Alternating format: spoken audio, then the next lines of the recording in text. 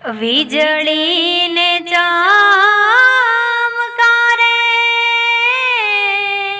મોતીડા પરોવો પાનબાઈ. જય ગુરુ મહારાજ, જય ગુરુદેવ, જય સિયારામ. હું વૈદ્ય ચંદુભાઈ ચલાળિયા, ગંગા ઉપનિષદ ચેનલ, ભાવનગર. તો આજે માં ગંગા સતીની એક વાણી, મનને સ્થિર કરીને આવો મેદાનમાં. આ વાણીમાં વર્ષો પહેલા માએ આપણને ચેત્યો હશે. 3 શબ્દોથી આપણને ચેત્યો હશે. માને ખબર હશે કે આગામી સમય આવશે, એને હુજી આવ્યું એટલે આપણને એને ચેતવા. શું કહ્યું 3 શબ્દોમાં?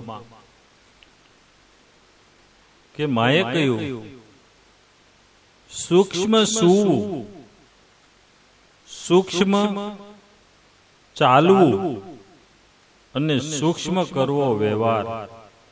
આ 3 શબ્દોમાં માએ આગામી જે સમય આવવાનો છે એ સમયથી બચવા માટે આપણને ચેતવણી આપી. તો સૂક્ષ્મ શું?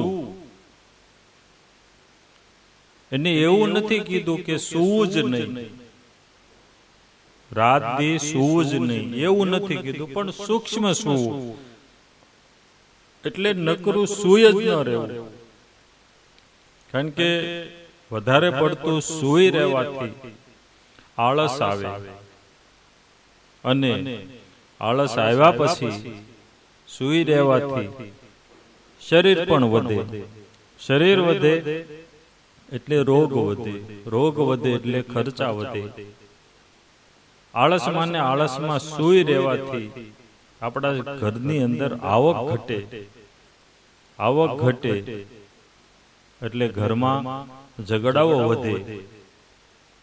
એટલા માટે માએ સંક્ષિપ્તમાં કહ્યું કે સૂક્ષ્મ સૂવું.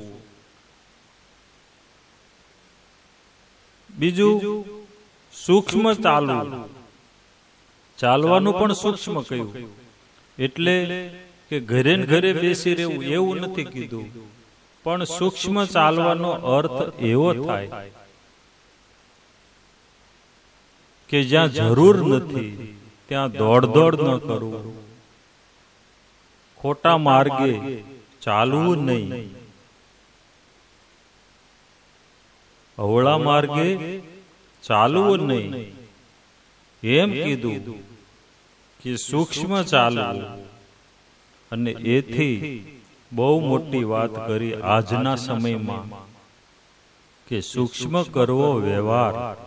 વ્યવહાર ન જ કરવો એવું નથી કીધું, પણ સૂક્ષ્મ. સૂક્ષ્મ એટલે થોડો ઓછો વ્યવહાર, થોડો માપમાં વ્યવહાર થાય. અત્યારે આપણે જ જોઈએ, આપણે આપણી ઉપર જ નજર કરીએ કે કેટલા મા બાપ આજે દુખી છે, કેટલા જુવાન દીકરી દીકરા દુખી છે. એ આપણે વ્યવહાર સૂક્ષ્મ નથી કર્યો, માપમાં વ્યવહાર નથી કર્યો. એના કારણે કેટલાય મા બાપને ઊંઘ નથી આવતી કે દીકરી દીકરા મોટા થઈ ગયા છે, પણ હવે શું કરવું? દીકરી દીકરા જુવાન 30, 32 વર્ષના દીકરી દીકરા થયા હોય,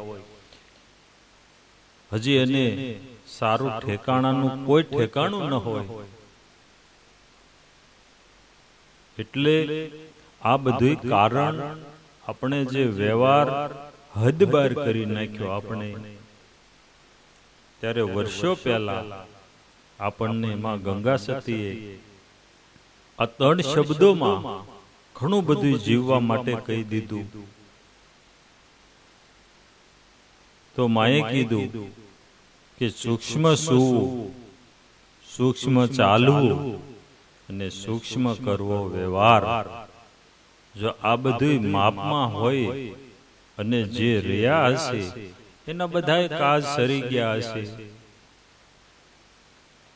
પરમાત્માના ભરોસે જીવન હશે.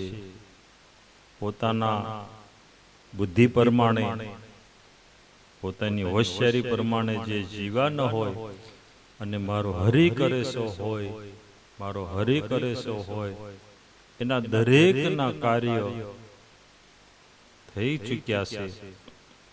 માટે હજી જો આ માના 3 શબ્દો જો આપણી આંખ ઉઘડે તો હજી કંટ્રોલમાં આવે અને હવે પછીનો આવનારા સમયમાં આપણે હજી બચવાની શક્યતા ખરી. બસ આજે આટલું. વળી પાછું ક્યારેક જે કઈ માની શાન હશે એ શાન લઈને આવીશ. જય ગુરુ મહારાજ, જય ગુરુદેવ, જય સિયારામ.